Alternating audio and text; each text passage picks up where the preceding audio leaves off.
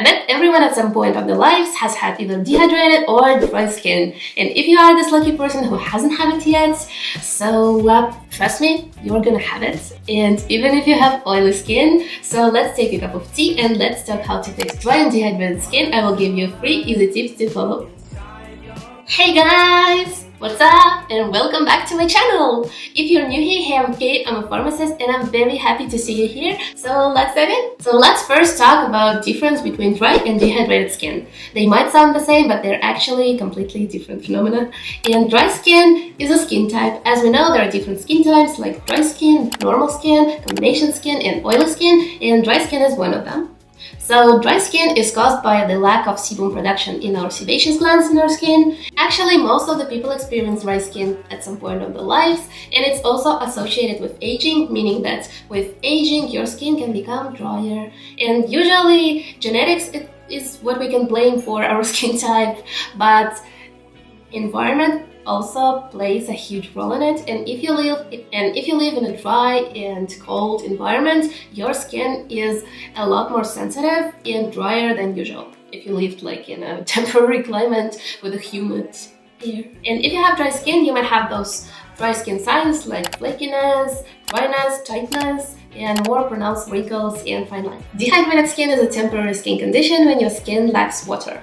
And every skin type can experience dehydrated skin. It can also be caused by the environment, by dry and cold environment, and it also can be thought to be premature aging because you see those pronounced fine lines and wrinkles. But actually, if your skin water content restores, everything goes back to normal. To test if you have a dehydrated skin, you can do a pinch test where you pinch your skin, and if it bounces back quickly, your skin is not dehydrated. But if it takes time or it doesn't bounce back at all, you probably have dehydrated skin. So guys, dry and dehydrated skin are completely different phenomena as you see, but I actually have tips that work for both of them. So let's dive in. First of all, you need to take care of your skin barrier.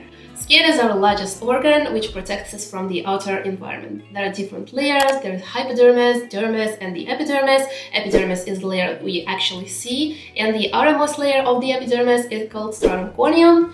And stratum corneum is thought to be the barrier that prevents the unwanted materials to go inside our body, and it's also regulating the transabdominal water loss. So it's important to keep your skin barrier alive. So pollution, chemicals, sun radiation, but also dehydration and actives can damage skin barrier.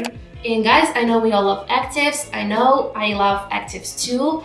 I am a fan of actives, but what we need to learn is less is more when it comes to actives, because for example, over-exfoliating and over-cleansing actually is a lot worse for our skin than not to cleanse or not to exfoliate, trust me. And the signs of damaged skin barrier are dryness, sensitivity, roughness, itchiness, and inflammation. If you have any of those, or if you have all of them, here is your sign to take care of your skin barrier, and here's how you do it. You can use substances which are naturally present in our skin, for example, ceramides, which are a part of the stratum corneum lipid layer.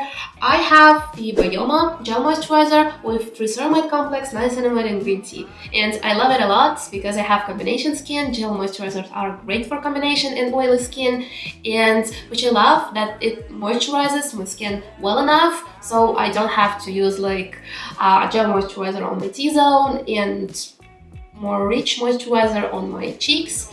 It's enough. If I use 2 hydrating serums, it's enough for my skin, even in winter, which I'm surprised and I love it. But guys, if your skincare routine isn't working, meaning that you use harsh ingredients, harsh cleansers, a lot of actives, don't moisturize, never wear a sunscreen, you cannot just use ceramides and your skin barrier will be...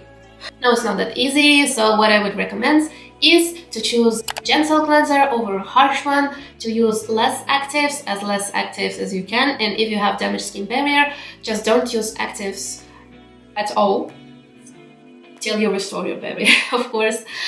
And also always moisturize and always wear sunscreen. And now guys, let's move to the tip number 2, which is actually a very important one for those who live in dry and cold environments. It's about hydration. And we are not gonna talk about hydration in skincare, we are gonna talk about hydration in general. And guys, I wanted to remind you to drink enough water to stay hydrated.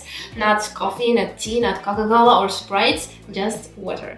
Don't forget to drink water. It's very important. When you stay hydrated, your skin looks better. But don't get me wrong guys, water isn't gonna solve all of your problems with your skin because it's not a magic pill. It's just what we need to survive, to stay alive, to functionate. We don't just drink water to stay beautiful or to be more beautiful. We drink water to stay alive. And which I also recommend is to get a humidifier when it's dry in your house, and in winter when we have heating on, it's usually very dry. So humidifier will make your environment more humid. And last but not least, and probably the one you've been waiting for, is hydration. And now we are gonna talk about skincare, not hydration in general. And both dry and dehydrated skin can benefit from hydration.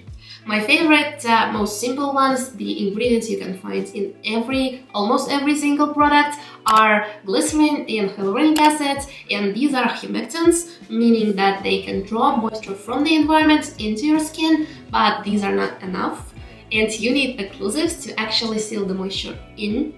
And these are, for example, oils, petrolatum, lanolin.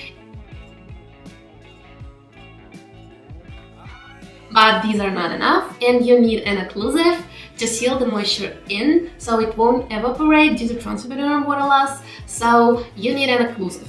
It can be oils, petrolatum, lanolin, squalane. I actually love squalane a lot because it's naturally present on our skin, in our skin, and I really love it. I actually love brand called Biossance a lot. I actually used their moisturizer last winter and I love that a lot. It's called Biossance, Squalane and Omega Repair. I actually love Biossance, and it's not an affordable brand, but if you want to splurge on something, I definitely recommend Biossance. It's not sponsored by Biossance, of course, but I would really love to work with Biossance one day. Okay, so I love Biossance and this cream because it contains really great ingredients like shea butter, squalane, let me see, like squalane, glycerin, shea butter, ceramides, and jojoba esters.